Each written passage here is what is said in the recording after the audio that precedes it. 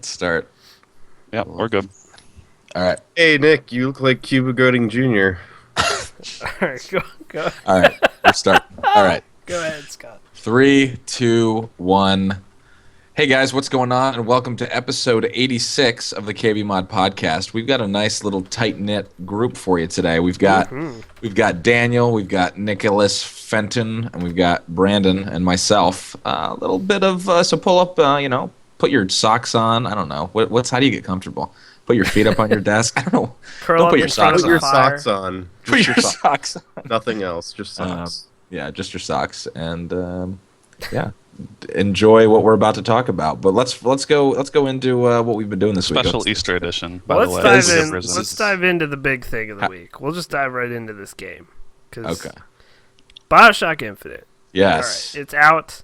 The reviews are good to say the least. People actually been playing that? I haven't heard a whole lot of hype about it. Yeah, I haven't heard anyone. This kind of came out of saying nowhere. anything. This It's whole kind of a guy. hidden gem, really. Yeah, Really it's nuts. very indie, very small title. But you may have Yeah. played it. But I think the Metacritic is like a 94 or something. Like it's insane. The only thing- Getting a Well, Metacritic score over 90 is quite an accomplishment these It days. really is. It really is.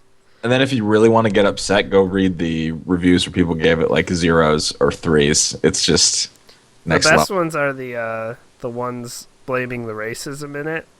Oh, right. Yeah. I saw someone link one where I screened this game for my brother, and there's so much racism in it. I don't think I'm gonna let him play it. 0 out of 10. So much racism. There was just an overwhelming amount of racism.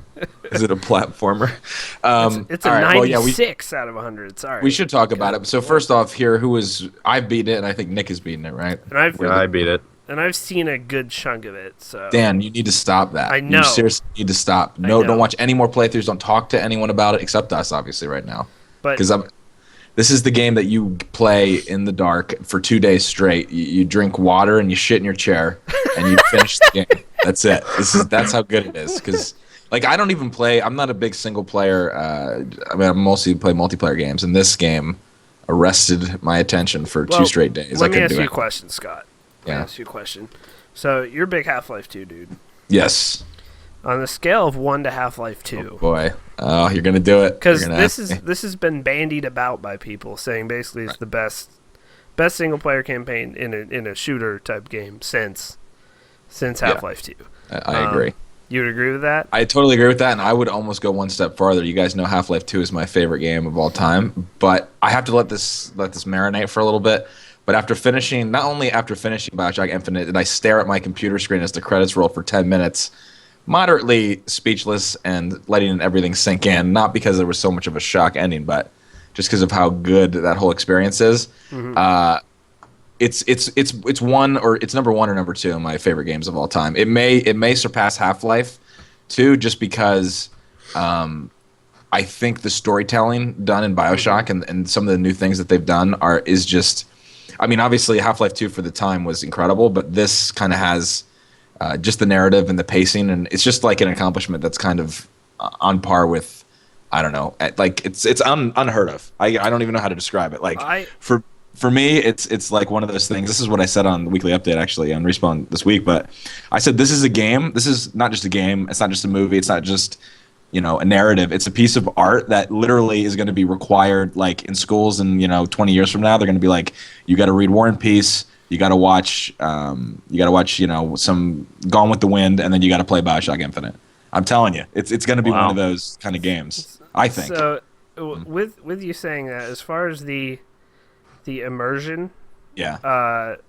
I haven't played it. I will say that, but just watching it, the amount of detail, and PC Gamer was saying this in their previews like a couple months ago, but I was like, there's no way it really is that. No, it is that immersive. It's like unbelievably everything immersive. is interactive, and you can kind of you can watch all the little films, and you can even the carnival games, which are kind of the tutorial to the game. Yeah. Yeah. But even those, it's like it's like the whole entire world that those people live in Colombia is basically, I mean, so immersive and so detailed that it's. I'm not surprised this was delayed 3 or 4 times. No, However absolutely long it was not. delayed. And also, like the beginning of Infinite, the first hour is the most just most breathtaking mind fuck of a a wonder as you go into the city, and like you said, you're walking through, seeing how alive it is, the colors. It's crazy. And then when the action actually starts, it's the most jarring moment. I don't know, Dan, you've already watched 4 hours, so you may have seen that when the shit starts to go down after the first hour or so. Well, basically, I've seen a good hour probably after you get Elizabeth. Okay. But the whole scene of getting Elizabeth and the first time you meet up with her, this isn't a spoiler. Everyone knows she's in the game. Exactly. But when that whole building falls apart, like around you, and that whole like chase scene out there, that is one of the most impressive things I've ever seen in a game. Yeah. It's pretty ridiculous. Yeah, I don't know. I wasn't, part of the reason that I was so taken aback was because the game was so hyped, and I went into it like, I mean, I liked the original BioShock. I didn't play BioShock 2. And then to go into this game, I was like, okay, I mean, it can't be. I mean, obviously it's going to be good, but can it live up to these critic reviews and this hype? And it just far exceeded that. It's one of those things where it's like you just have to play it yourself, and it doesn't do justice to watch it. It doesn't do justice to read. Sam, did I see you said you read the plot line and watched the ending and weren't impressed? You're out of your mind. You got to play the game. It's yeah, you can't say that. That makes no sense because the whole point is the journey, and also like not since a game like Half-Life 2 where you become attached to a character like you do Alex. In this game, it's even done to an even more epic extent, I feel like, and with Elizabeth, like you fucking care about that character, and when you're like fighting shit, you're like, if they fucking touch her, I will lose my shit. Like you really get into it. It's just so well done. It's so Nick Fenton has also played through the whole game. How do you feel, Nick? I want Nick's opinions on this. I think it's. I don't. I like everything. I think everything in that game is very good, but my personal preference that I liked the combat in BioShock 2 better. But I'm not saying the combat in BioShock Infinite is bad because it flows very well. But well, I guess one thing that I didn't like was I wasn't used to just like shooting regular dudes. I think the splicers in BioShock 1 and 2 are just a more interesting The splicers enemy. are. Oh, okay. They're more. I can agree with interesting. the enemy differences. Yeah, I don't think the. But like, there's they also threw in like the different. I forget what the name of the plasmids are in BioShock Infinite, but there's like Vigors. Yes, yeah. There's like enemies that have those, and then they'll have the handymen and the what are the. Are they called Patriots? I don't remember. Yeah, the Patriots the ones are with the big chain guns. Mechanical. But yeah, like I think the most impressive thing, at least for me, was the soundtrack. I think that sold everything. Like, it was really good. The sound in general, the voice acting and everything. It was also it's amazing. The voice acting. It's different. I don't want to really comment on the story too much because it like BioShock. It like I could talk about BioShock 1 still to this day. So like trying to comment on a story on a BioShock game a week after is really difficult. We don't want to do any spoilers for anyone listening, watching live, or listening. Well, just even the general story. There's so many things in there that are going on. What difficulties did each of you play it on? I did my first one on normal. I'm gonna try and go back and play 1999, but I'll probably just hate myself. Yeah, I always do. I always choose normal. Though I saw the PC Gamer article even before I played it that recommended hard because it can be easy. Yeah, that was a complaint I heard. Sorry, that was a which complaint I could see, but for me, it's like I feel like normal is the difficulty that they want you to play the first time to get the whole story and not be like because I even at the end I died a few times on normal. Like it gets a little hairy at times if you don't mix your abilities well. So I don't know. I didn't have a problem with it. I do agree though. It was a little easy, like up until the very end. It doesn't get too hard. But I was fine with it. Like I don't know. But I agree. I might go back and try 99 mode as well because it was. One other thing that was super weird for me was the fact that the main character was talking. It was just. It's kind of like if you made Gordon Freeman talk almost, but it's not really right. And I think they did a fantastic job on that. Like because I agree. Like.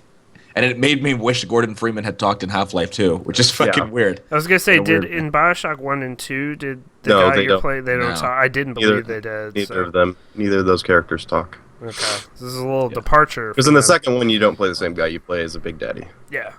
Okay. So, but neither one, there's no. So they're Yeah, this Gordon is- Freeman's essentially. It's all through. You get most of the dialogue just through like events and then audio logs for the most part. Okay. So It's what? been a while since I've seen such universal acclaim. Like Yeah, Destructoid, Game Informer, Joystick, Eurogamer, Polygon, Giant Bomb, Inside Gaming, all perfect scores. Yep. Yep. I don't know that I've ever seen that before. Yeah, and it's.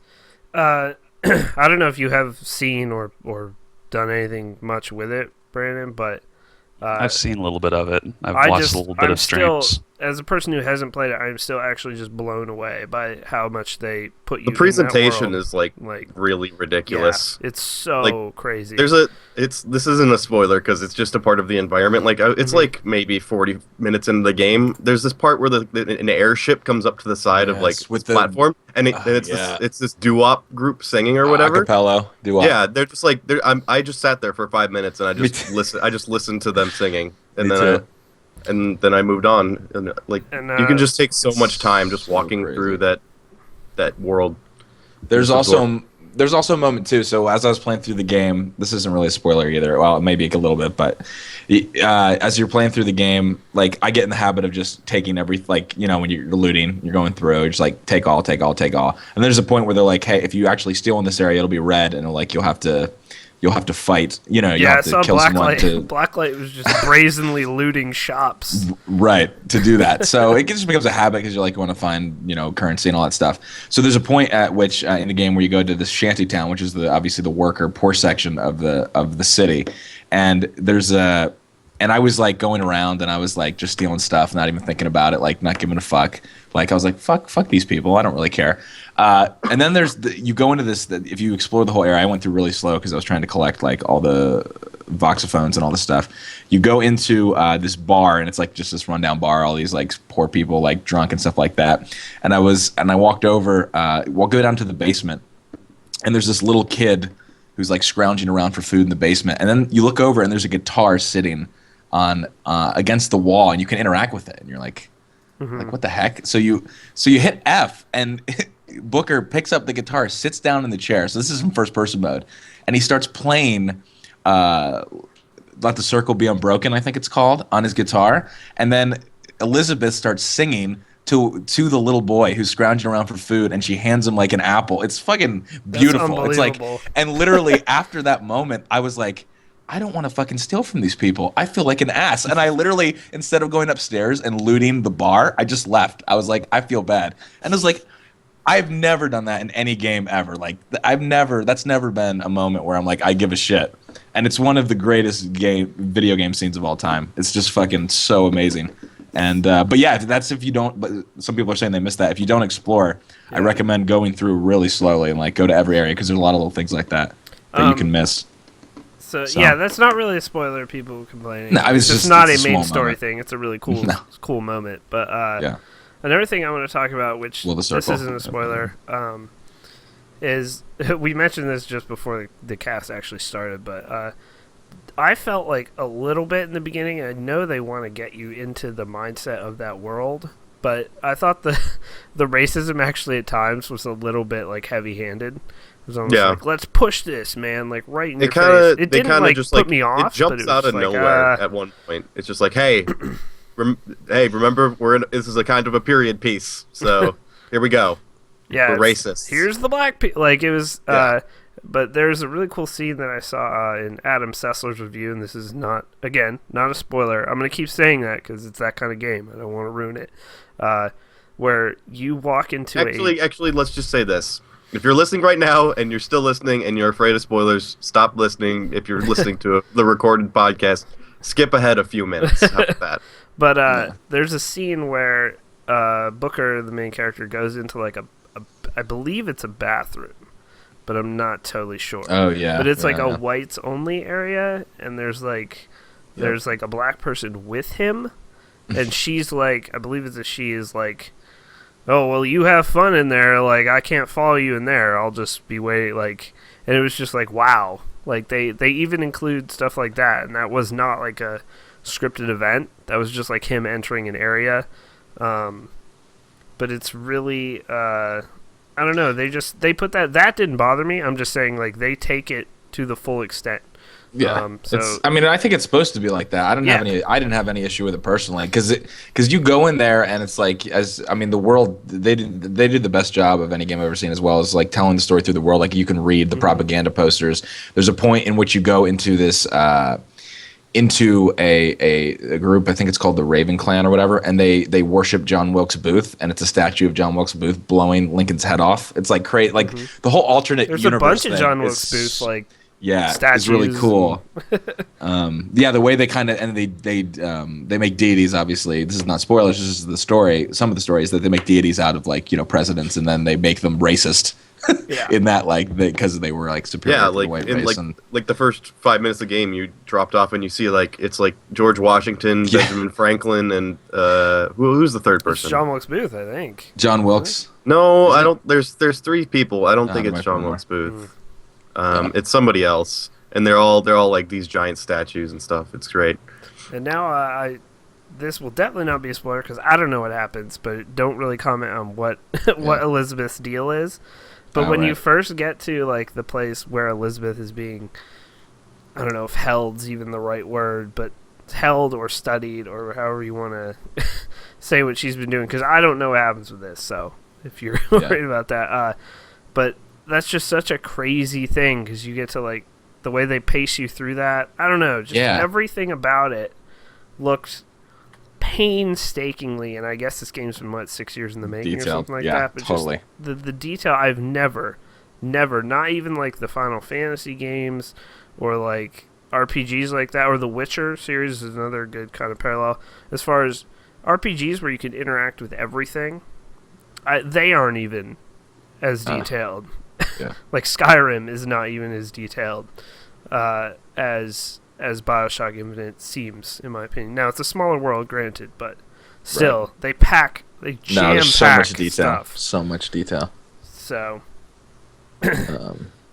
yeah. I mean, I don't know. We could talk. I could talk about it for fucking hours, but then I would really start getting into spoilers. To wrap up my thoughts, I think besides the soundtrack, which is just incredible, like one of the most impressive parts of it is that it's very, very. It's the opposite of BioShock. It's Rapture is underwater and Columbia's up in the air. It's like as opposite as it can be.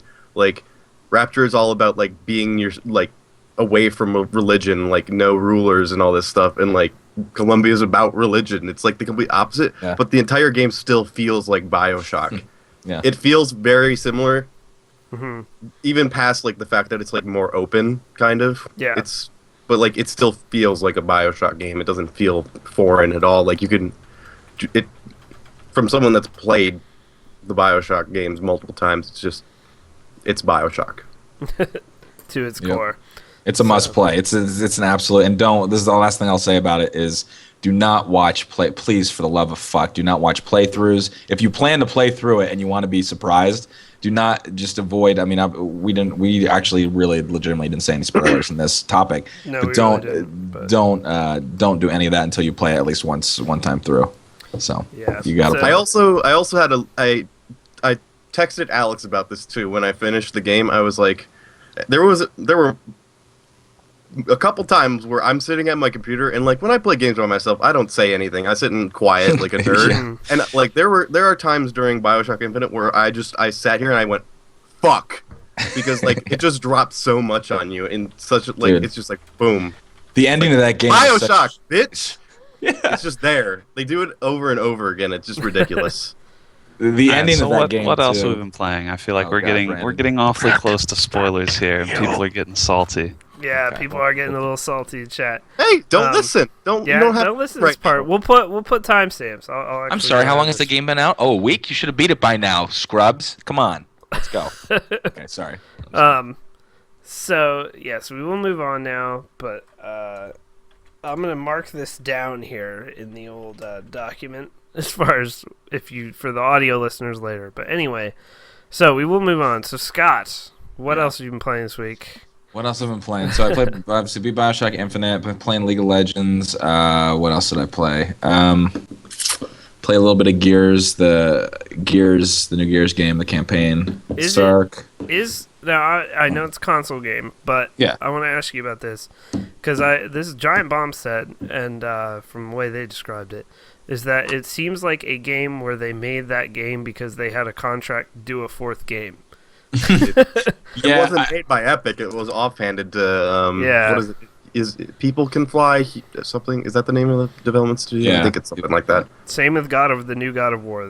They covered them both. I'm not in saying one podcast, that studio's bad at all. They made Gears not bad. I enjoy Bulletstorm. I think they can make good games. So yeah, I don't know. I don't play Gears multiplayer because I'm bad at it and I get my shit pushed in. So people like the Gears of War story though in general. Yeah, like I don't know. I liked it. I mean, I'm not a veteran of the Half-Life, series, so I mean, it's gotten decent reviews. I think it's fun. I like what they have this thing where you can declassify. They give you declassify objectives, which basically add difficulty to the game. So like it's like, hey, beat the section using only a shotgun. Or I think it's interesting. I don't think it's like the best game of all time or anything, but I think it's competent for a Gears game. I don't know. It's okay. Tetra Ninja coming in with the mech praise. What I've watched of it, like when you watch like Gears 1, Gears 2, Gears 3, like you can tell they're all their own games for the most part. Yeah. But like if you've played them, I guess you're just like, I've never played Gears in my life. These all look the same, but like Judgment and 3 look very, very similar from like a spectator standpoint. It looks just pretty much the same game. There's probably things in like multiplayer that are different. There's probably like small mechanics that are different, but yeah. Well, the shotty now, you can't have the shotgun as a secondary. You have to either use it as a primary or nothing. So that kind of sucks. So that's the multiplayer bit. So that's about it. That's I'm trying to think. Well, actually, no. Is that it? Yeah, that's it. That's all I've been playing. What about you, Nick? Just BioShock? Oh, you have been playing a lot of another game. We've been playing a bunch of not a bunch, like a few KBMOD guys and just like assorted bros and hoes. I don't know if there's actually been any hoes involved, but we've been playing some Smite. For some random reason, like we were all just like, Smite, that's a game, we should play that. So we've been playing it, and it's like super fun. I haven't played that game in a while, so I'm in on that game right now. I just want to be like buying skins, not really, kind of. Chaz is playing right now as we record this podcast. So. Yeah, okay, if you buy skins in Smite, you can never make fun of me for buying skins in League of Legends. So that's how that works. Why would you want all the heroes? Okay. Yeah, why would you want all the heroes in Smite? So I don't know, Bart. Why would I want all the heroes, Bart? Wink, wink. But that game, I just hadn't played it in a while, and I came back and I was like, this is very enjoyable. There's like lots of game modes and stuff, and you can. I had no idea those game modes existed. I knew the domination existed. Yeah, where are the other game modes? There's a domination game mode where you have to like hold towers. It's like domination in Call of Duty, pretty much. But there's an arena mode, which is just 5v5 in like in a Coliseum setting thing, and you just kind of run down points until one team loses, and then there's like random modes. There's like random game types. Like there's a Norse only mode, like where you have to play the Norse gods. Yeah, there was one yesterday that was all cat characters. It was called Cool Cats. It was all characters that looked like cats. It was awesome. And as we mentioned last week a little bit, we interviewed Todd Harris at PAX, and they're obviously riding high on Smite right now. They're having a lot of fun. What is the player base for that game? Do we know? Like what's? I have no idea. It's in six figures, though. I would say. I'm not. I mean, you can get into a game. Not daily, but you can get into a game pretty easily. So, but the queue system's pretty interesting. I think the matchmaking is still my biggest problem with it, and this is kind of a function of the player base. But like I was playing the other night with John and Orb, and we had a group of 5. And I think the way it works is you only ever get queued with groups of 5. Yeah. And we got queued. I think one of us in the group was level 30. The rest of us were not. We got queued with, no joke, one guy from Reason Gaming, like a pro Smite team, and like 3 other dudes that all had over 1,000 wins at level 30. So like I have no idea how we ever should have been matched with that team. given like our average level was probably like 19 or 20. And isn't Elo supposed to figure into it or something? I don't know, but like there needs to be more weight with the skill based matchmaking. That was one of those games where I was like, I don't ever want to play this game again if that's how the matchmaking is gonna work. It's like one or another. It's like you're either gonna get put against a team of 5 that's like equally as dumb as your team, so like you have a chance, or you're just gonna stomp them, or you're gonna get put against people that are just gonna smash your faces in for the next 10 minutes until you can surrender. When I played a game with you guys, like me and you, like we're actually doing okay in our lane, but we could literally do nothing to the people in our lane. Like we had no chance of ganking them or anything. Like I was dead in seconds, like every time. Granted, I'm not very good, but it was still. I feel like more than League, Smite, you can see the end coming. Like if you start going downhill, you just have to basically suck it up, and there's no chance you can win. But you just have to tough it out. Whereas I feel like Smite games kind of roll out faster anyway, so you can. They do, but I've to that seen. Point. Yeah. Like I don't think I've ever really seen an incredible Smite comeback in any of my games. Like usually, I was going to ask that. Yeah, if they snowball, is it pretty much? Because I mean that happens in all MOBAs, but in League I've seen insane comebacks. I've been parts of them. Yeah, so. I haven't seen any like that in Smite, and the thing is the towers I feel like are not powerful enough because like we were getting rushed at level 5 and 6, guys dropping under tower to kill us. So I don't know. I mean, maybe if the matchmaking was better, I'd be more inclined to keep playing it. But that one experience is like I don't want this to happen again. I don't want to play and have the chance of coming up against people who like if I had an experience like that in League matchmaking, I wouldn't play League either. Like. I think it's enjoyable. I've been having fun because Ches is he's doing his 30 days of Smite where he's just going to play Smite every day and try and learn a MOBA. So like I can play with him and like I have basic knowledge of MOBAs, so like I'm like helping him. I'm helping Ches while I'm learning things about the game at the same time. Ches can hit those skill shots too because he's pretty good at FPS, so he can do that, but just hasn't played a MOBA. I just don't like him. That's all there is to it. I tried. I was like, "There's domination. I know you like domination. Just not my style." Little game, bitch. So, Brandon, what have you been doing this week? Like I said, I played a little bit of Smite. Played some League. I actually streamed the other night. I streamed some Hotline Miami. What a kind of late. What a game. Just leave it on with the soundtrack playing and your stream is so just good. It's popular. It's so good. I mean, the soundtrack by itself, I was just jamming out. Like I kept dying on the same level over and over. I was like, I don't even care. The soundtrack is great. I feel like I'm just cruising through this level. On an acid trip. It's great. Yeah, the whole thing. It's awesome. And then I've been playing through more of the Heart of the Swarm campaign. I'm not sure how far through it I am, but the story is getting a little like I feel like the story is definitely not as impactful. Again, that was something I heard is that Blizzard just kind of threw in the towel at points. Yeah, I mean at this point it's like I'm not really that heavily invested in the StarCraft lore and story because I feel like it's kind of it's just not what it once was.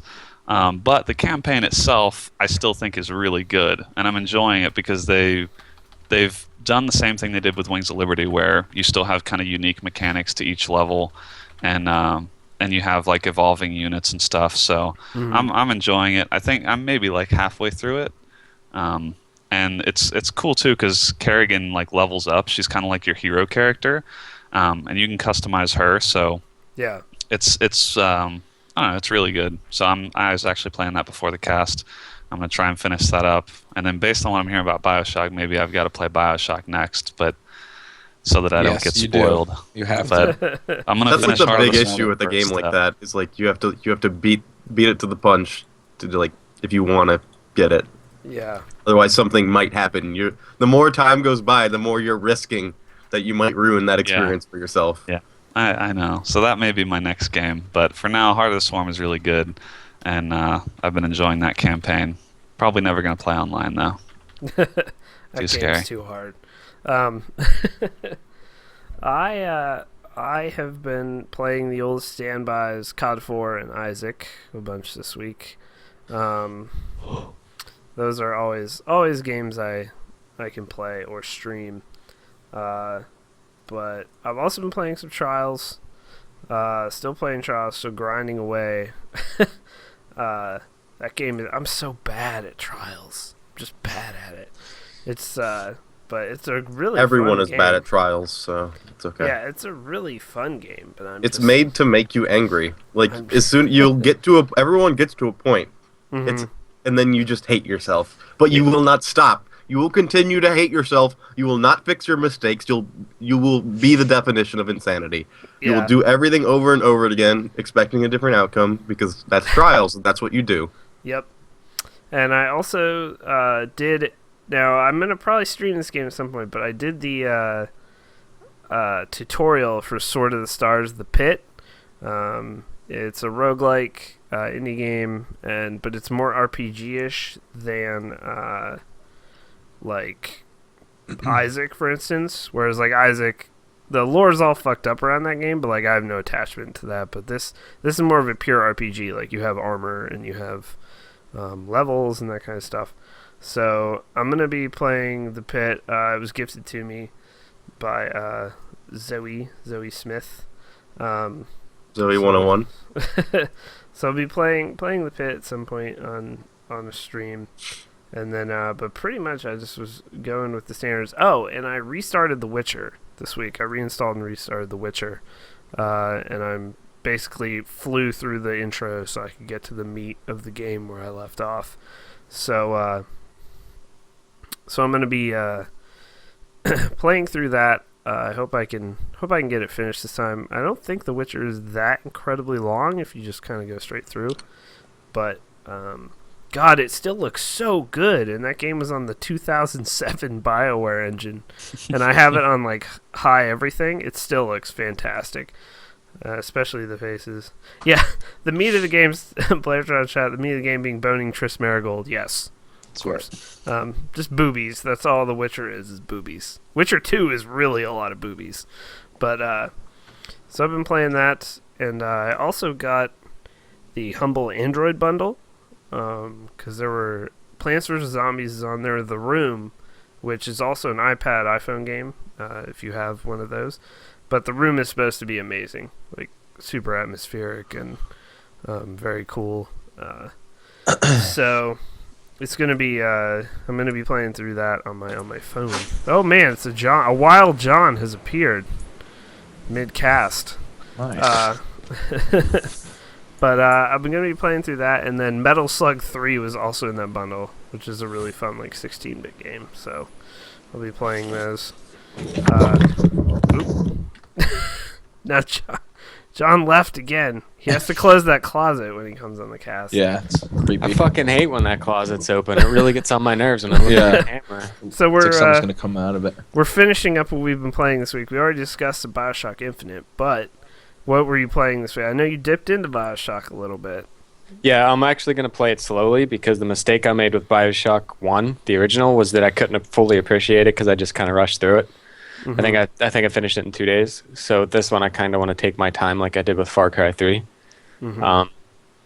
Other than that, I've been playing TF2. We're finally eliminated from the playoffs. We took 6th in the first season, which is pretty good. Not bad. You guys will get moved up, right? Yeah, we're moved up. We won 3 playoff games. You only have to win 1. So, and then still playing a little bit of WoW. Not as much because I was grinding for the playoffs, and then BioShock came out. I may or may not have missed the Pandaria, and I may or may not be streaming it tomorrow night. Daniel, oh my good. I'm so excited. Are you actually going to try and stream 1 through 90? That's going to be... Won't take that long. 1 through 60 is like not that long anymore. I know it's been a while probably since you leveled something, but it used to be like 12 days of playtime. It's like it's not that long. It's 1 day of playtime now. Yeah, and I will be spacing it out, but yes, I'll be starting a character. R.I.P. Dance family. You have heirlooms? Oh yeah. If the old ones still work, that is. They do. Okay. We're good. Let's do this. But yeah, so I'll be starting leveling a warlock. Someone graciously had an extra code for Pandaria laying around, or else I probably wouldn't be doing this. But yeah, so I'm gonna going, getting rezzed up and starting that tomorrow. But I'm gonna sit there probably. I'm gonna have to get on early tomorrow and set up my UI, get all my add-ons. Yep. The joys of WoW. Get like 40 add-ons, and then that actually is the best part of WoW. It is the best part of WoW. Sit there and do your UI for like an hour and a half. But I just use Tuck UI now. I don't have to do anything. I just install that. And I might do that then. It's so easy, dude, and it looks good. Looks fine. I might do that. I've never played WoW on a computer with more than 2 gigs of RAM as well. So this will be an experience. This will be like, yeah, it's gonna be like, holy shit, the town, it loads. So, but yeah. So I'm pretty excited though. Pretty excited. I've missed an MMO in my life, but we'll see where it goes. It's nice and casual now too. Like I don't care that I pay $15 to play it. I get my 15 minutes of fun out of it when I play it for like 3 or 4 days straight. It has been a year since I've actually played. I was subscribed longer than that, but it's been a year since it's actually been played. So we were only playing one night a week when I quit. Like literally everyone would log on one night, then we'd raid, and then we wouldn't log on again. Wasn't doing any extra stuff, but pretty pumped. So we'll see where that goes. But yeah. All right, guys, we're gonna take a quick 90-second commercial break here, and then we'll be back with the news. All right, there we go. We can take this first topic off. Yeah, we can take that out. I've I actually love had that rant, by the way. I love the article. I think it's something good to talk about at some point, but it's not really newsworthy. Yeah, it's a good like roundtable topic. He just shits on DRM so hard. It's one of the best like worded arguments against it that I've ever seen written. Yeah. What was the time on that? Okay.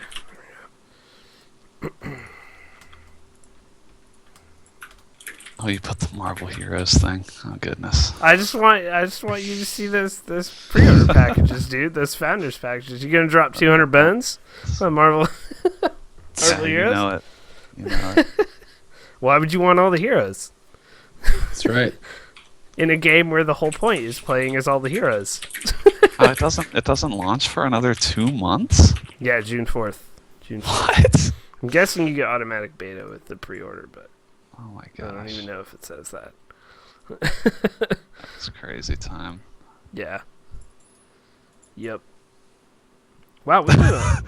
Oh yeah, we're gonna have a good time with that article. Yeah, a few of those I'm literally hitting really quickly, like Duke Nukem. Yeah. I'm gonna hit that one for sure. I'm gonna hit it really hard. Are you gonna get back on your sleeveless shirt or no? Just gonna put the Ernest Lee shirt back on. All right, we are back. We are back from commercial. So the first thing we're going to talk about was an article that we actually made a post on. We made a lot of posts last week, bros. If you thought we weren't posting that much, we did make a lot of posts last week. But this one came as it wasn't shocking to people that want Diablo 3 to be good, but it was shocking that they came out and said what they did with this. So Jay Wilson was at GDC 2013, I believe, doing a panel, and basically said that the auction house really hurt the game, which he's saying this now that he's left the team. Fine. Yeah, that's not surprising, but also not. Yeah. So, and also he said that Blizzard, not Jay Wilson. This isn't like Jay Wilson being like, you know what, if I could go back and do it again. No, he said that Blizzard would turn off the auction houses if they could at this point. Which I've said from pretty much day one. The thing that broke that game as far as how it should play was the auction house. I feel like there should be an auction house, but there should be a certain tier of gear which you can't put on the AH. Like lower level like items that people would use to level should be fine. Like those, you should be able to just have the gold on one character, buy those so you can level quickly. But end game gear should not be only acquired via the auction house. They've tried to incrementally address that by making better crafting shit, and then making some of the stuff that you create the crafted stuff with you can't put it on the auction house. You have to go farm it. But that doesn't really, stem the tide. That still doesn't address the crux of the problem. What you're doing for gear is not what I would like to consider farming, though. Like, you're just going out and killing shit. That's not farming. Yeah. Farming is killing a specific mob 1,000,000 times for the hopes that it drops your item. And what you're doing is grinding for gear, not farming. And the other thing that he said in here was that Blizzard is actually looking into ways to basically cut the auction house out. And my speculation has always been, and I say it in the article, is that they will just simply come out with a pure mode or something like that, or like old school mode. They'll name it something clever, like, I don't know, but where there just isn't an auction house in that ladder. It just won't exist in that ladder. But I am hoping that is what they do, because I will play that game again, because as I've always said, the combat feel in that game is way more fun than it is in like Path of Exile or Torchlight 2.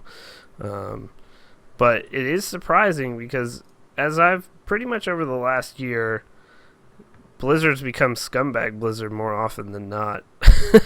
Until Heart of the Swarm. Yeah, Heart of the Swarm's good. Brandon said he's been playing it. We just got done shit talking that campaign. So yeah, a little bit shit talk. Said the story kind of died near the end, but I haven't played through all of it. I'm just saying that's not what's keeping me playing it. But I don't know. It's the Activision fusing, as someone in chat just said. We've been kind of seeing it, and obviously Diablo 3 is coming out on PlayStation 4 and in PlayStation 3, because it was definitely playable on consoles at PAX. Yeah, it's on both. But I could totally see the PC version ending up with a smaller dev team and just ending up being a completely different game at some point. Like no auction house mode, or like 8 players. That would be great. 8 players would be awesome. The way I look at it is, people were playing Diablo 2 on and off for 11 years. Nobody's going to be playing Diablo 3 for 11 years. Yeah. Well, not unless they really put some effort into making it a better game and an experience that keeps people wanting to keep playing it for that long. Right now, it's not that. But I think it's really in Blizzard's best interest, given that that's one of their core franchises, of which they only have a few. They have to keep milking that. So I think hopefully we see it get better. And I'm surprised it's taken them the better part of a year to come up with something, when it was pretty obvious right off the bat that the auction house was turning a lot of people off. I'm surprised that I'm frankly surprised that they're working on something, because if I thought they were working on something, I would have thought they'd have it out by now. Yeah, it's not like they just found out that the auction house wasn't a good idea. They were building card games, bro. They're building card games, and I'm actually excited for that shit. I will play Hearthstone. I want to play it. That will actually happen. I probably won't like it, but I want to play it. It seems really fast paced, but anything Blizzard, I want to play it. But as far as D3, I will buy the expansions to D3 regardless, because I'll want to play whatever new class is in there. I can give a shit. That's the thing, is they've got to try and build that goodwill back up, so that people are going to buy the expansions like people are buying Heart of the Swarm. Like, no one who played StarCraft 2 is not buying Heart of the Swarm. They're going to sell millions and millions of copies, and they need Diablo 3 to be that same cash cow. Yeah, and I don't know. I feel like every time I get a little hope for the game, I'm like, yeah, they're going in the right direction. We'll have to see what they actually do to address this, because they said they are actively looking for a way to address it. So let's hope they're not full of shit, because I'll play that game again. It's installed on my computer right now. I just haven't played it recently. The only thing is that I wish that this didn't come from Jay Wilson, guy who is no longer on the dev team. This needs to be coming from someone on the dev team. Be like, hey, this is what we're working on. There needs to be transparency. If there's some big feature coming up that is gonna change the auction house, or kind of get rid of it, or have a mode or whatever, why not tell people about it and gauge interest on that? I feel like and try and refine it. Their shit is so out of line, because PvP's not even out yet properly. Like, that was supposed to be out by Christmas, and then it was supposed to be out 1.07, and they put that brawl mode in, which is just like dueling. And then But I mean, there's supposed to be like an arena mode in this game that was promised from day one, and then we all know it got scrapped for day one. Then it was like, oh, it'll be here, and it's still not here nearly a year later. So that'll be pretty damning if they don't have proper PvP in the game by the year anniversary. Yeah.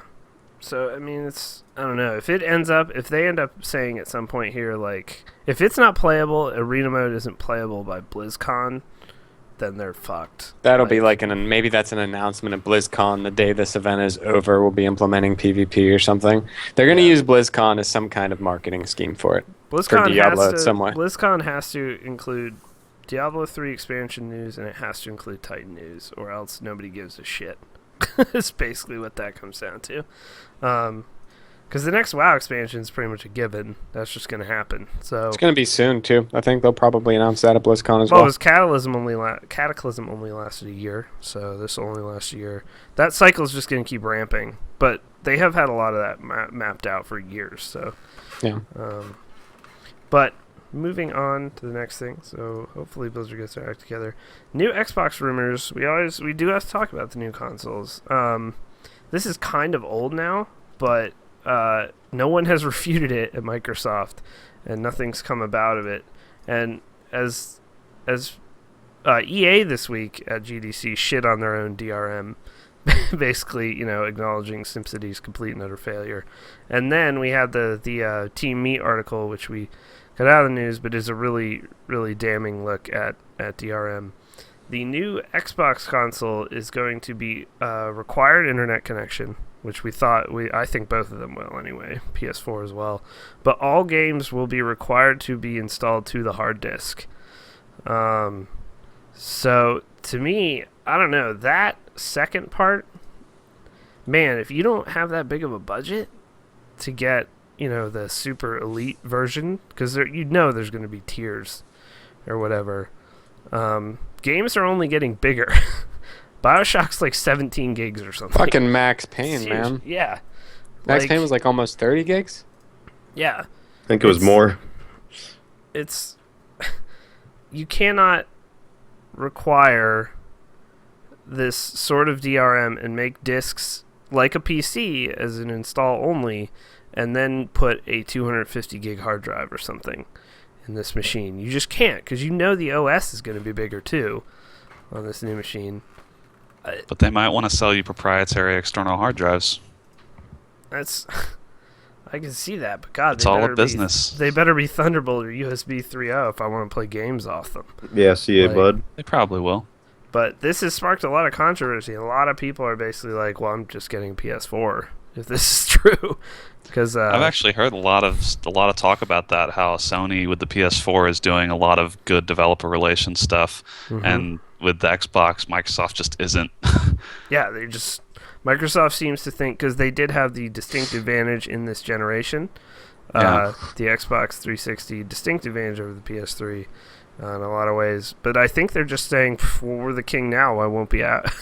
Like, how can you mentally think that way if you're Microsoft? The PC's been gaining traction the last 3 or 4 years because it's so far ahead of 8-year-old hardware. And now you got the PS4, where it's just going to make the PC as attractive anyway with the porting options.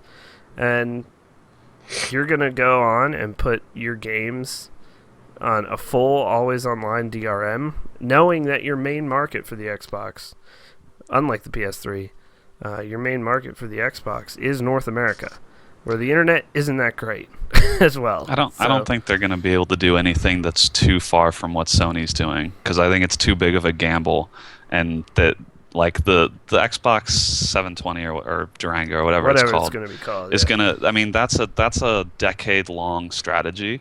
So I don't know that they can try and take such a bold stance, given that Sony's already pretty much.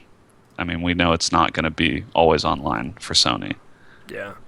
So, I mean, we'll see. We'll see what happens.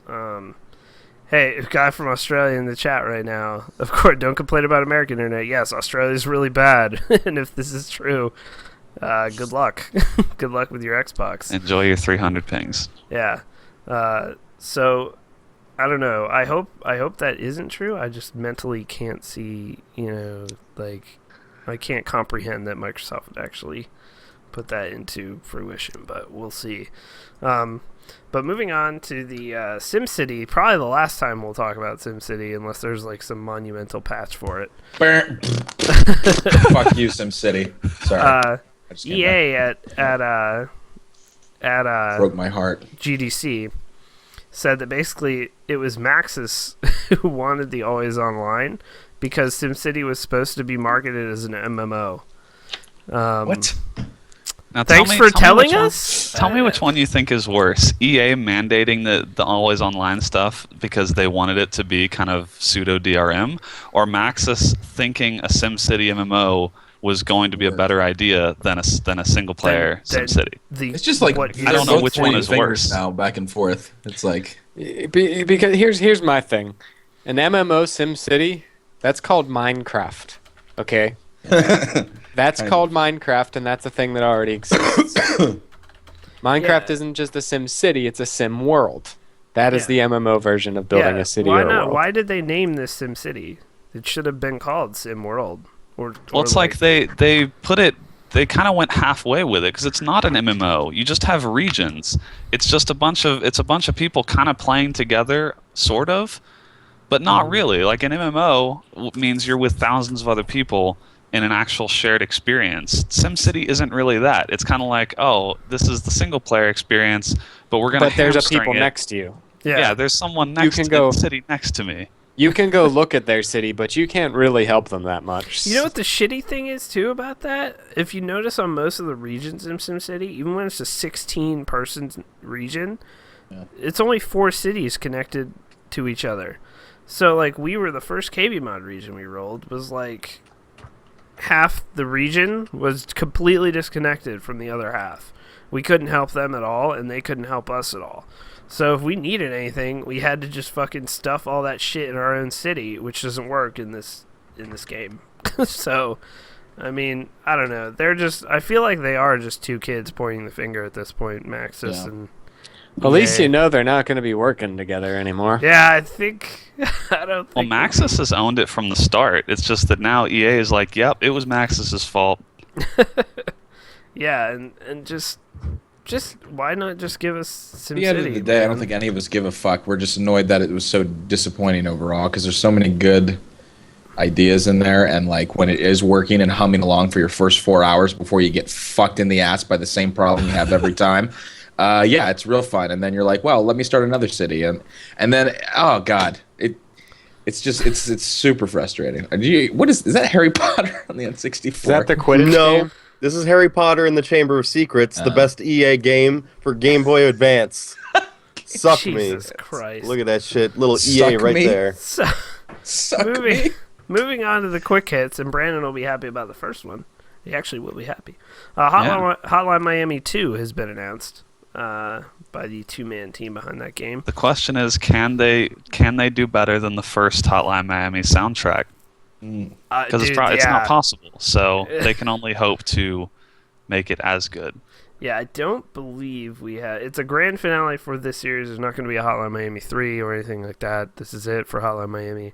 But it's going to take place in the 90s instead of the 80s. I don't know what kind of stuff you'll see pop culture-wise in it, but... I actually feel like I'll be able to relate to that one better, because I actually know the 90s. Yeah, I don't really know you're the a 90s kid. You watched Doug, Wonder Years. Yeah, absolutely. This game is so crack-fueled Miami in the 80s, like the first game. It's amazing. It's fucking Miami Vice.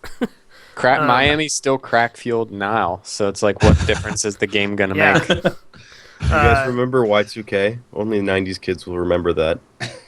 So it's very true.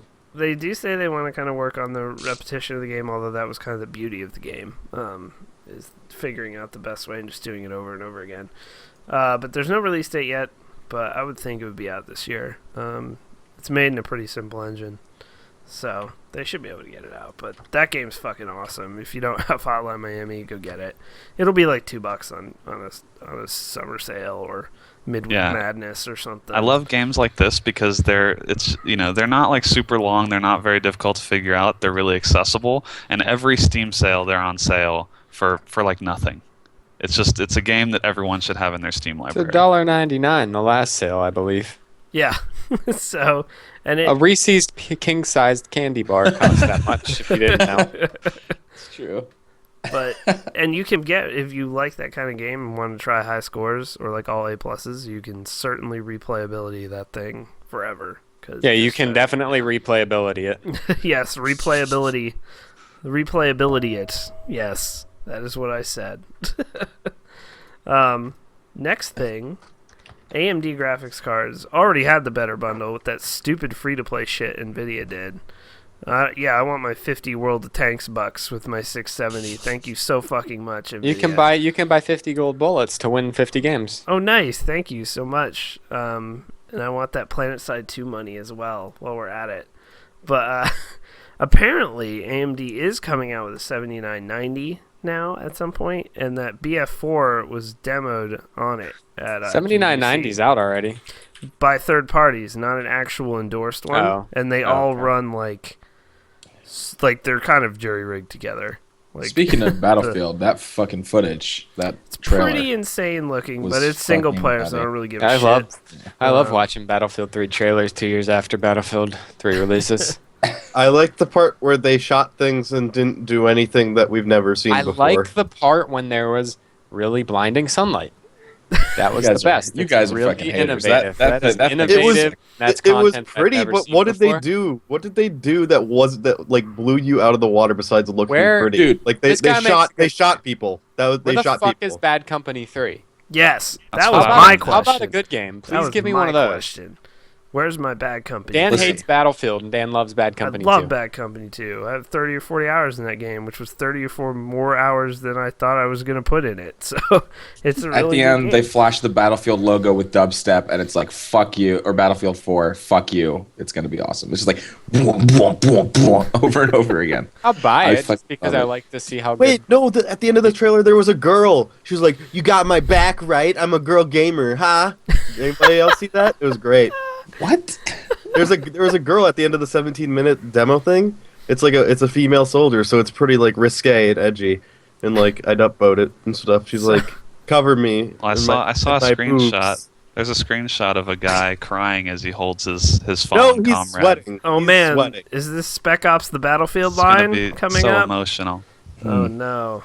Oh no. Don't try Here to we- do that, Dice. No, Let's not bring up. 'Cause Let's not pulled bring up from- that's Spec pulled Ops. from the 'cause- demo. He wasn't. I like crying. Spec Ops a lot. Yeah, well, Nick Fenn hates it, so let's not. I like that game a But lot. anyway, the But- AMD bundle, if it's what Watch Dogs and Dogs Battlefield slash- 4, Yeah. I mean, if they do that I think Nvidia is going to have to do a lot better than their Like- free-to-play bundle Yeah, thing. like whenever because their that's current one expires, looks like it could be Battlefield 4 and Watch Dogs for a high-end card. yeah, that's going to crush Nvidia if the performance is similar. Yeah, and I'm saying is Watch Dogs, if executed correctly, is going to be incredible. yep, I hope Yeah, it it looks does. epic. But so keep your eye on that for AMD cards. Apparently, all those frame issues are fixed. The last patches, but this next one's small but awesome. And we mentioned it a little bit last week, but Duke Nukem 3D has been re-released. The Megaton Pack, it's called on Steam. It's $9.99. What's cool about it though is that it includes all the Duke Nukem 3D DLC. Well, they're not DLC. This is old school, so it was expansions. So it's basically a pretty large chunk of levels. But there's 4 of those, and the cool thing though is it's going to support or does support Steam Play multiplayer, and that game is so fun multiplayer. It's one of the first games where you could look up and down too, with rather than just straightforward like Doom. But yeah, I'm probably gonna buy it. We'll have to get a couple people to buy it and see if we can try out the multiplayer, see if it works at all. But that game is super fun. There's really fun weapons in multiplayer in Duke Nukem 3D. It's just such a classic. Yeah, like the laser trip bombs. You can put So good. and the pipe bombs, which you have a detonator for, and you can set pipe bombs and look through security cameras, and wait till people run by them, and then just blow up a big pile of pipe bombs. So, I know we talked about it before, but I put so many hours into that demo because I didn't have the actual game. Shareware, baby. I had the Duke Nukem 3D shareware demo, and it was so good. But this includes like 4 expansion packs. So if you've only played the original or never played it, for $9.99, like I would honestly, if you haven't played, it's just worth the nostalgia. 3D, it's just a badass game. Also, the first game's really hard. It's really hard actually, and quite long. But so that is on Steam, and then the last thing here is Marvel Heroes, a game which Nick and I at least like at from a gameplay standpoint. Their pre-orders are out, and it has a release date. It's going to come out June 4th. Oh, these pre-orders, man. These pre-orders, man. This is a free-to-play game. This is a free-to-play game, by the way, bros. I've linked the pre-orders in the stream chat, but we'll probably also put them in the description for audio. It's really unreal, these bundles. So, this has 26 current heroes that are going to be in it, Marvel characters. And with the Marvel Universe game, obviously, you can just shove all the things. Once you have the Marvel license, you can just fucking put them all in there. I wouldn't be surprised if at some point, if this game actually is okay, it has like League of Legends numbers as far as playable characters. But the first pack is actually the most baffling to me, although the extreme price of the third one is nuts. But the first pack, $20, and I get 1 extra hero. One? Just one. Just one. One? I should get the estimated 2 value is over $30, Dan. For one hero estimated. Yeah. You get 1 hero, 2 costumes, $10 of in-game currency, $5 of bonus currency, 2 days early access. 2. Thank you so fucking much. No costumes, no enhanced costume. God. You don't even get beta access? I just saw that. You don't even get beta access for that $20. Listen, if you're going to be a plebe and only drop $20, dude, then you don't deserve it. You don't even get it for the $60 package. You don't get beta. Give me the $200, dude. What do I get? What do I get for 200 bones? Look at this. I get an enhanced costume. I get closed beta access. Look, you don't even get closed beta access for 50 bones. 60 yeah, I know. bones. $200 and you get early beta Then access. stop being casual. God. Right. You just go hardcore, man. Do you love the Marvel universe or not? If you don't love it, then you're not gonna spend. Do you have Stan Lee's penis in your mouth? Yes or no? That's an awful image. But what's wrong? Yeah, with that is insanity. This is almost on the level of insanity that I just love how they have the best value sticker on the top of the $200. The splash value. damage. What's the splash damage? Dirty Bomb with $320 beta access or alpha access. Jesus. I feel like these are they're just doing it so wrong. Like why do you have a $200 ultimate pack? I get if you want to put that to make it there are some people who probably know they're going to love that game and maybe it's worth it. But why do you only put closed beta access with that pack? Because that tells me $20, dude. God. That tells me that you don't you don't care about your beta being good. Yeah, right. If you're going to limit it to that extent, you could push so many $20 packages if you put closed beta on there. People will pay for betas. Yeah. I don't know why, but they will. Well, no, I'll tell you what, dude. If this $20 pack had beta access, I probably would buy it soon. I would consider buying it. I'm more okay with like if you want to put a small pre-order, especially on a free-to-play game, if you want to kind of force someone to put in their credit card info once, it's like getting someone over that first hump is the biggest challenge with free-to-play and getting people to pay. So I understand if you want to put $10 or $20 towards it and that's how you get closed beta access, I'm okay with that because that means that you're still going to have a lot of people that participate. And if you're a fan of Marvel, you're like, all right, I'll throw $10 or $20 at it. But when you only put it on your $200 package, I mean, that's insulting. Yeah. Mm-hmm. No, not a remake of Enemy Territory. Not paying $200. So the other thing is about this game is there's Marvel here. It's Marvel Universe, right? We just said you can just pull anything in from Marvel Universe on it, right? You start with, and I'm not going to get all these right, and I cannot find it right now. I found it at work this week.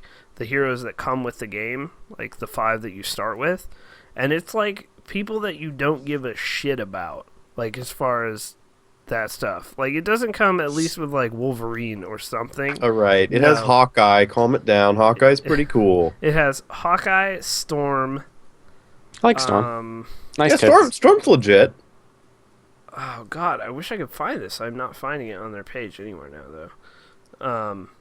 But just as what it comes with, you get one extra hero on top of this 5, but none of them are. Oh, Daredevil. Yeah. The picture Daredevil. on the $20 package is great. Spider-Man's just hanging out there, and he's like, Yeah. "What the hell am I doing? Like, what's going on?" It's Spider-Man. This website is real. I don't know. Looks like it was made by someone who just learned HTML yesterday from like coding GeoCities websites. Freewebs.marvelheroes.com. Storm and Daredevil and who did I just say? But yeah, it's just not 5 heroes that maybe you're attached to them, but probably not. Like in the grand scheme of how if you're gonna sell a game, right? Maybe you're gonna put Wolverine in those 5 free characters. Like that. I'm would with you, make a Dan. lot Yeah, of I don't give a sense. shit about Storm or any of those other. Yeah. Give me people. Gambit. I want some Gambit. Just and X-Men that isn't Storm, please. Like I don't know why we're hating on Storm. I'm not hating on Storm. I'm just saying if you She's want to got some market, nice Jehoogans. That's a new word for me. That's a brand new word in my world. I think that's a new word for everyone. I don't know if that's a thing. John, That's I a think John thing. just made it up. That's but, the thing. Is it? Supple tenders. I want like Rufio. It's not even a Marvel character, but I just want to play as Rufio. Rufio did a fucking AMA on Reddit a little while ago. that's amazing. I know. I saw that. He did. So, all right, guys, we're gonna take another 90-second commercial break, and then we'll be right back with your Twitter questions. God, that's just so bad. It is bad. It's fucking terrible, dude. They also get 7 early access days with the Ultimate Pack.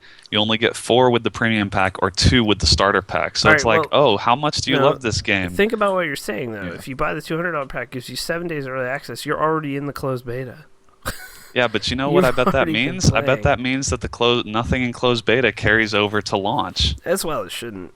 But But it's like, why does it matter then? Give everyone access to closed beta. That's the point of the beta. Yeah.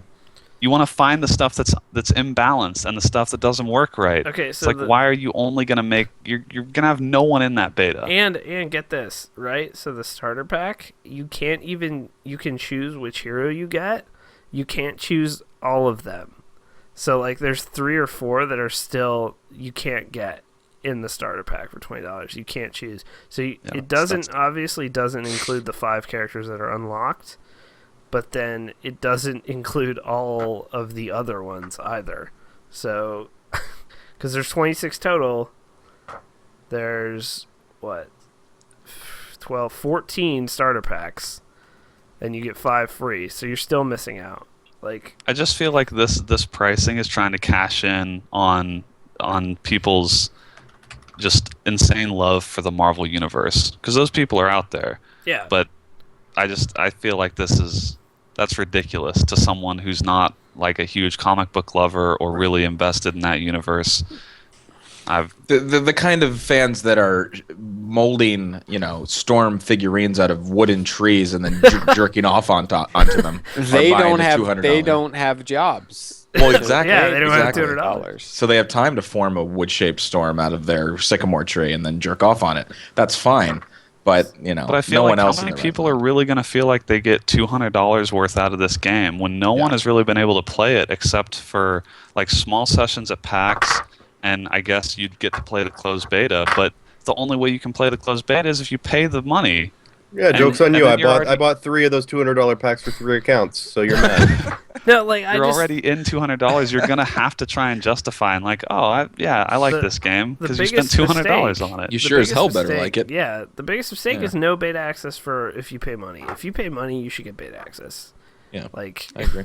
If I this was, understand a minimum, like have a $10 package, pay, and have it only be for beta access, like Yeah. Path of Exile did. That's fine. If I pay Nobody complained $200 about Path of Exile. nope. If I pay $200 and there is not a dungeon with Stan Lee as the boss, I'm gonna be fucking pissed because I want to fight Stan Lee. You want to kill Stan Lee, huh? I don't At want least- to. I want to eat his heart and gain his strength. At least with Dirty Bomb, they give you like access to an IRC channel and like some really hardcore features. This is just straight up like a better, Here's more the game. heroes and costumes.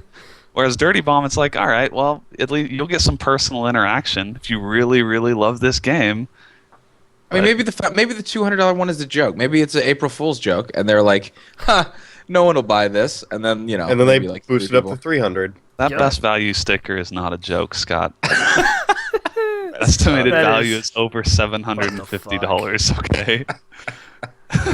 Jesus Christ. All right, moving on to Twitter.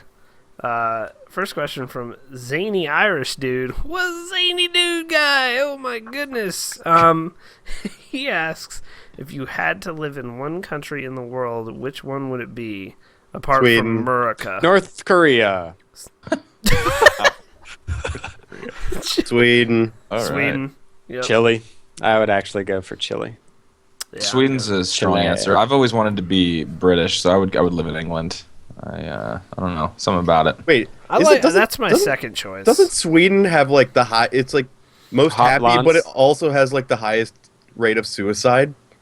How does that work? Like If you had to put IKEA furniture together 24 hours a day, Yeah. you might want to kill yourself after a No, bit. the Swedes kill themselves because they are so sick of being so happy and content. That's why. Everything's "Oh, fucking my internet- amazing here. my internet is too good. I've downloaded Right. everything already. There is no pain. They don't know the other side of life. They only know joy, so they have to kill They're themselves. tired of having such great internet and such beautiful women. It's just Yeah. it's It's overwhelming too at much of times. this. Such great healthcare and shit. God damn it. Man. They do pay Movies. high taxes though. Well, like all. I of have Europe. actually looked into moving to Sweden. Like Really? the nitty gritty of doing so, yes. So Yes, And you probably could get away with not even learning Swedish. You could probably you just probably could, to be honest. speak English. They all speak English. He lives in Stockholm. Yeah. Yeah. So there you go, Hmm. guys. I don't know. I'd live in Australia, like in one of the beach towns. Seriously, Yeah, you so want you could just get bit death by a fucking insects black all mamba over and I you, guess dude? you don't want to play online games anymore, Brandon. I guess. Australia, mate. Yeah. You don't want blood in wanna your games die from either. down on the You want to fucking wake up thing. with koalas nibbling on your balls, dude? That's just fucked up. They have like God. ants that can kill you and shit. Yeah. Yeah, that Australia is probably beautiful, but fuck all that wildlife, dude. I'm out. Everything there can kill you. Everything. Can contact Brandon at Wallaby Way, Sydney. Did you know P. Sherman 42 Wallaby Way, Sydney is actually a real place? It was on Reddit. Yeah, somebody went to Sydney, Australia and found Wallaby Way, and there is an orthodontics office called P. Sherman on 42 Wallaby Way in Sydney. God That is damn not a it. fake thing. It is Crazy. real. Their business probably just exploded.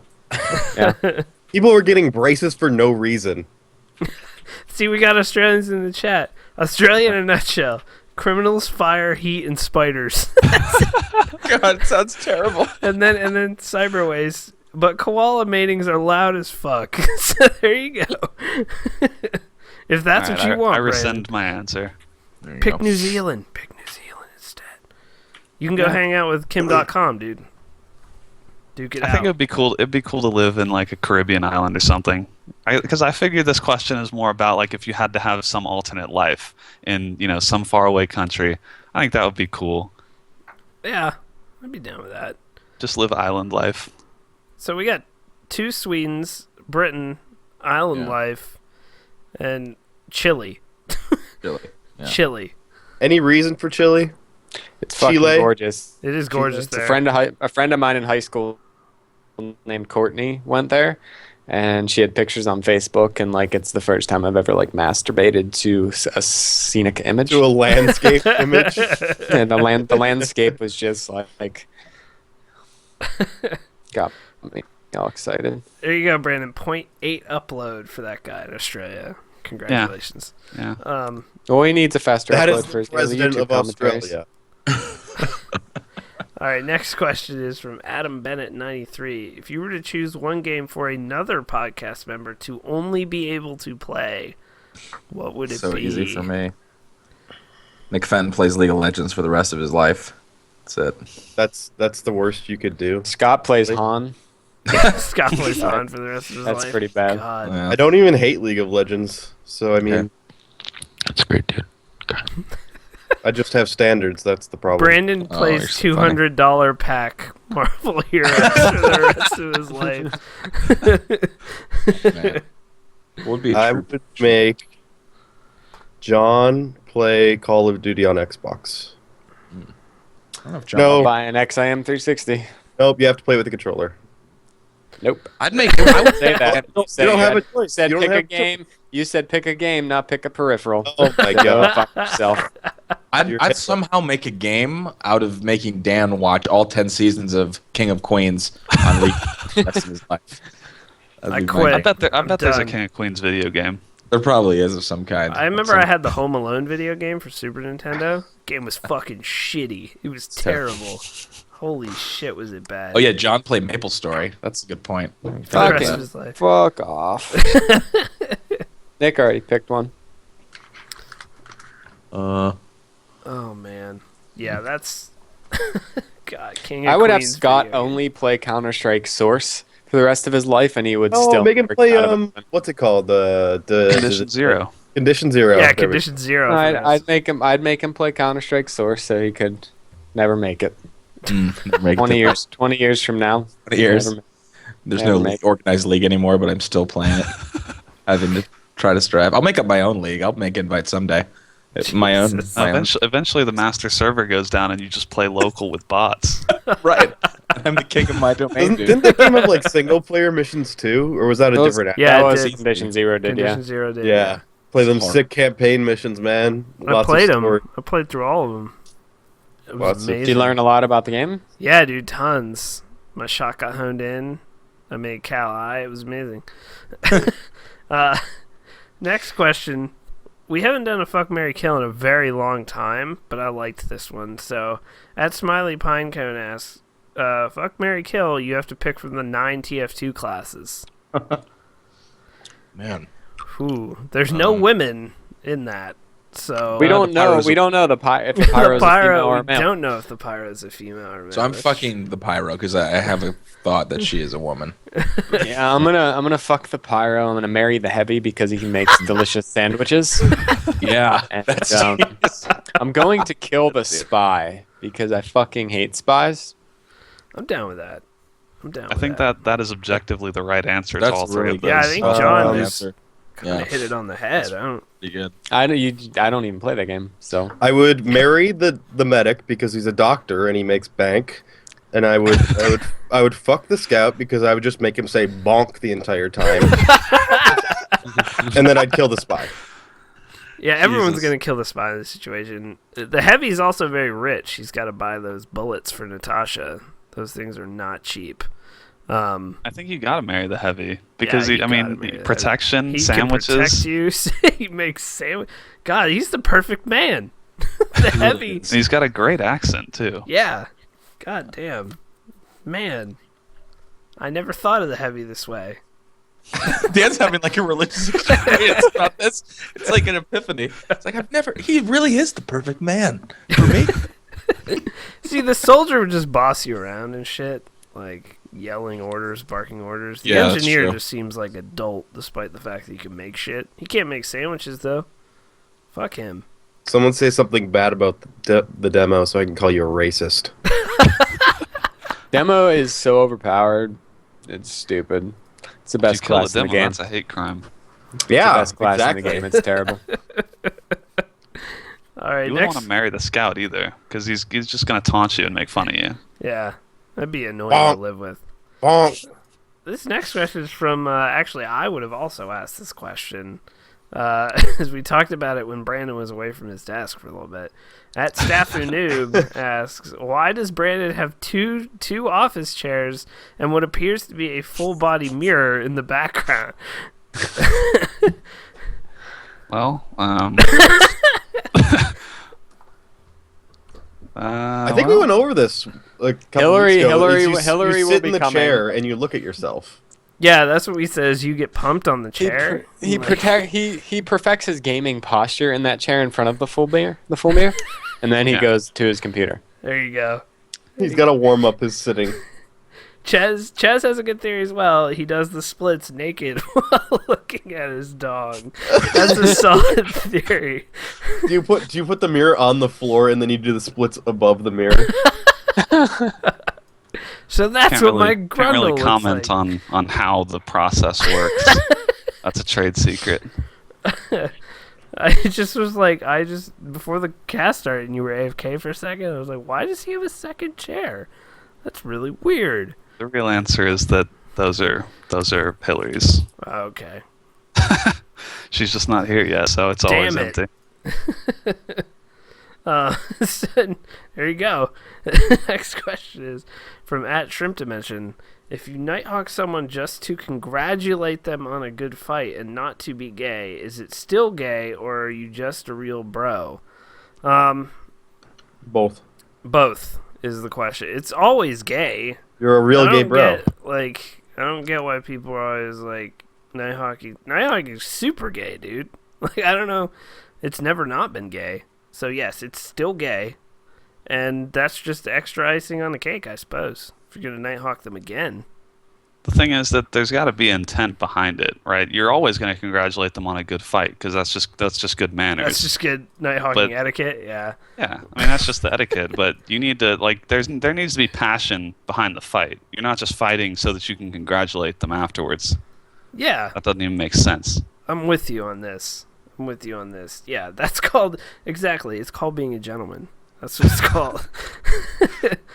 So there you go. For all your Nighthawking etiquette needs, KBMOD is here for you. If you get in any awkward Nighthawking situations, Mr. Shrimp Dimension, you let us know and we'll help you out. Last question here, while I look at this fucking Drake gif just repeat underneath it. Mr. Slim Cognito asks, John just fucking deletes it. What? No! Mr. Slim Cognito asks, you can only walk one way for the rest of your life, the Carlton dance or Gangnam Style? Absolutely the Carlton dance. Yeah, There's not even a question. Carlton dance, yeah. Carlton dance is the only answer here. It's the best dance, dude. Gangnam Style is like so played out, man. Carlton dance is fresh still after all these years. No one does the Carlton dance. Come on. Yeah. My buddy Phil can do the Carlton dance exactly like Carlton. The number one video on YouTube for the Carlton dance where he gets the candle and shit and sings. Phil knows the entire dance and he does it. He worked at UPMC with me. He used to do it all the time. He'd make me pay him like $5 to do it, and I would do it every time. I'd pay him once a day to see him do it. Your buddy Phil, Uncle Phil? I wish. Dr. Phil? I believe he died, that actor. I believe he died. But no, he didn't. He lives on in our hearts. Angelo Ribeiro or whatever. That's not how Carlton's death works, name. Brandon. Angelo Ribeiro, he's still alive. Or whatever his first name was. Oh, Carlton. God, please not Phil Fish. No, it's not Phil Fish. He's nobody's buddy. Guy. But, alright, guys. That is it for the podcast this week. That was a good podcast. Solid. It was real good. Yeah. A little intimate for a bit. You know? Give a shout out to Sean Passau, former WoW Guild member. Do you remember Mask? Yes. He and his wife are expecting their first child. Oh, nice. Well done. Nice. Well done on finishing inside. Nice job, dude. Excellent work. Excellent man after my own heart. So make sure to follow us on Twitter at KBMOD Gaming, Facebook.com/KBMOD, YouTube.com/KBMOD Gaming, and follow all of us individually, of course, for all your Call of Duty needs. We will be back next week, episode 87 with Jared Garrettson. That is it, guys. Later on.